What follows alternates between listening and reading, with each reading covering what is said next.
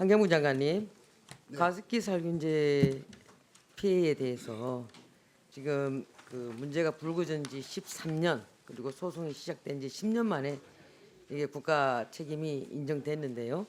그렇죠? 네, 그렇습니다. 지금 그 현안 보고 때 장관님께서는 그래도 좀 더 특별하게 기존에 해왔던 방법과 다르게 좀 하겠다고 말씀하셨잖아요. 예. 저는 그 장관님을 비롯한 차관 그리고 그 뒤에 있는 우리 환경부, 노동부 할 것 없이 모든 공무원들께 말씀드리고 싶습니다. 사실 뭐 여야는 어떤 그 정권 창출과 정권 유지를 위해서 정쟁을 계속적으로 하고 할 수밖에 없는 운명입니다. 그렇지만 대한민국을 지탱해서 갈 수 있는 힘, 그래도 대한민국 헌법을 수호하고 대한민국의 자유민주주의와 시장 경제를 그래도 착실히 진행시켜 나가서 세계 속에서 어깨를 나란히 할 수 있도록 하는 힘은 바로 우리 장관님과 차관님 뒤에 계시는 배석해 있는 공무원들 덕분이라고 생각합니다. 그래서 항상 공무원들에게 존경을 표하는 바 있고요. 물론 그 중에서는 또 일탈을 삼는 그런 공무원도 계시겠지만 대다수의 공무원들은 국가를 위해서 헌신하고 있다고 생각합니다. 다만 제가 오늘 얘기하고자 하는 것은 이래 한번 보십시오. 가습기 살균제가 2011년 불거져서 지금 14년째 되지 않습니까? 그 기간 동안에 엄청난 많은 국민들 우리 여기 보게 되면은 7,983명이 신청해서 5,846명이 지금 지원 대상이고 그다음에 벌써 이미 866명 정도는 돌아가셨지 않습니까? 그럼 이 속에서 사실 5천만 국민 중에서 7,983명 굉장히 소수에 불과합니다.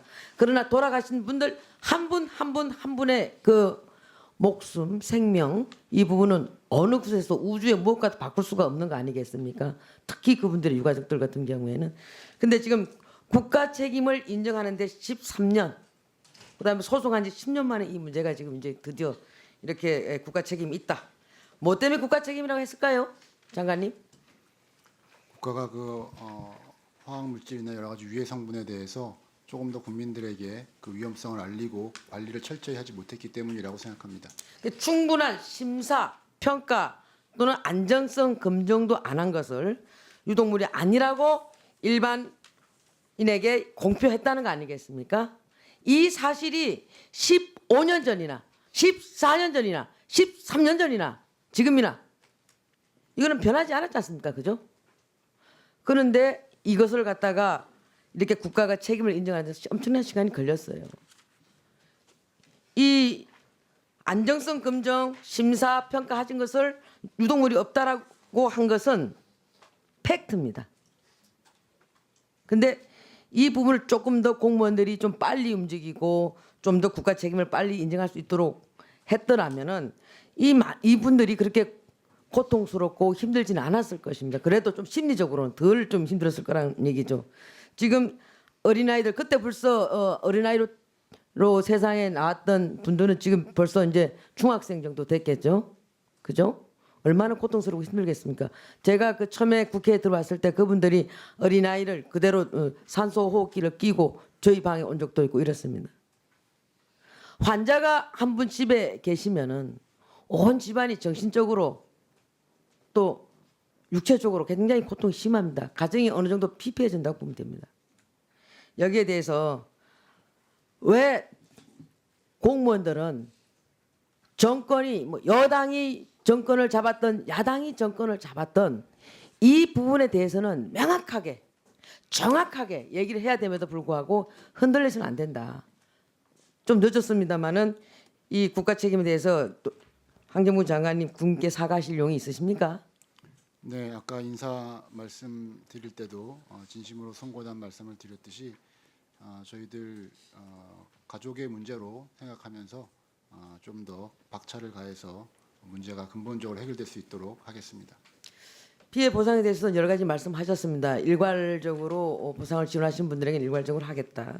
그리고 또 하나는 지금 지속 가능하게 지속성을 유지해가면서 보호를 더 강화하겠다라고 말씀하셨는데 결과적으로 일괄적으로 피해 보상을 하든 또 지속적으로 보호를 강화하든 국가 책임과 국가 예산이 분명히 들어가야 됩니다. 맞죠? 네. 그까지 책임질 뭐 장관님 이제 장관님의 그 임기가 언제까지일지 모르겠습니다만은 어쨌든 환경부에서 이 부분에 대해서는 책임지고 해야 된다고 저는 보는데 그 과장 계십니까? 제일 젊은 과장. 과장 한 분 계세요? 예, 과장 나와서 여기에 대해서 얼마만큼 책임지고 하실 건지 한번 얘기해 주세요. 과장님 쭉 가실 거 아니에요? 장관이나 차관은 임기 끝나면 가시는 거고 이 지금 과장님이 이 부분에 대해서 책임을 다할 것을 약속하십니까? 네, 환경피해구제과장 정의석입니다. 무겁게 생각하고 열심히 노력하도록 하겠습니다. 열심히 노력하는 거 아니고 책임지셔야 돼요.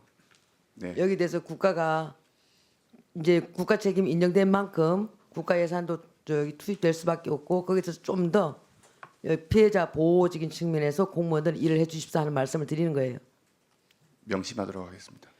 그리고 지금 이제 제도 개선을 위해서 연구 용역하고 있죠, 장관님. 네, 그렇습니다. 네. 이게 언제 완료되나요? 금년 하반기 전에 완료할 생각입니다. 금년 하반기 전에, 예. 전에 이 부분에서도 좀 잘해주시기 바랍니다. 네. 고맙습니다. 노동부 장관님, 고용노동부 장관님. 예. 개헌 반대하시죠? 저는 맞죠? 계엄을 시간이 반대. 없습니다. 개헌 반대하시죠? 네, 그리고 대한민국 헌법과 우리 법률을 또 준수할 책무도 있고 또 그렇게 하실 거잖아요, 그죠? 그렇습니다. 맞죠? 네, 근데 지금 이제 각 그 장관님께서 이제 뭐 밖에서 하신 말씀 이런 부분들을 가지고 건 바이 건으로 갖고 와서 이렇게 말씀하시다 보니까 답변하기가 참 곤란하다는 거잖아요. 제한된 시간 내에 그 맥락이 끊어지는 얘기를 하다 보니까 답변하는 게 좀 어려운 부분이 있는 것이죠. 그렇습니다. 예. 그런 부분을 가지고 자꾸 장관께 답변을 강요하고 하다 보니까 이 또 얘기를 하다 보면 제한된 시간 내에서 얘기가 또 다시 왜곡되거나 또 국민적 오해를 불러일으킬 수 있기 때문에 지금 될 수 있으면 지금 답변을 자제하시는 거 아니겠어요? 그렇습니다.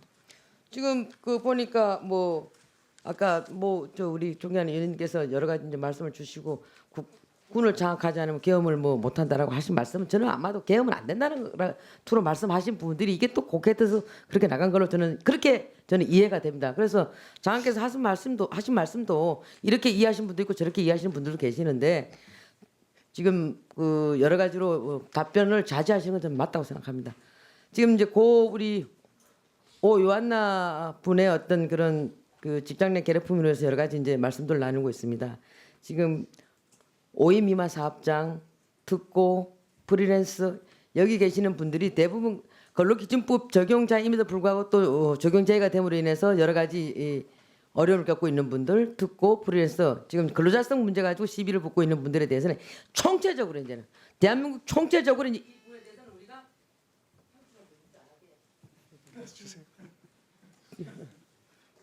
우리가 이제 이 부분에 대해서는 여야가 저는 같다고 생각합니다. 생각이 저기 계시는 이영우 의원님이나 우리 박홍배 의원님이나 여기 계신 김영동 의원님이나 뭐 조지현 의원님이나 저나 다 여기에 대해서 우리 그 노동약자뿐만 아니고 사회적 약자를 위해서 국가가 책임을 다해야 되고 여기에 대해서 총력을 다해서 더 이상 이제 미뤄서 될 문제는 아니다. 다만 여기에 대해서 서로 이제 이해 충돌이 일어나는 부분들이 있기 때문에 그걸 어떻게 서로 설득하고 타협해내느냐가 이제 우리 큰 숙제 아니겠습니까? 과제. 이제는 고용노동부가 특히 김문수 장관님이 5인 미만 사업자, 특고, 프리랜서 여기에 있는 노동자들 근로자성을 좀 더 우리가 또 폭넓게 할 수 있는 범위도 그러려고 하면 또 사임자성을 띠고 있는 분들에게도 또 설득을 해야 되는 분들이 있어요. 이제 좀 이걸 담아내야 되고 해야 된다고 생각합니다. 합시다. 하시겠습니까? 예, 그렇게 하겠습니다. 이상입니다.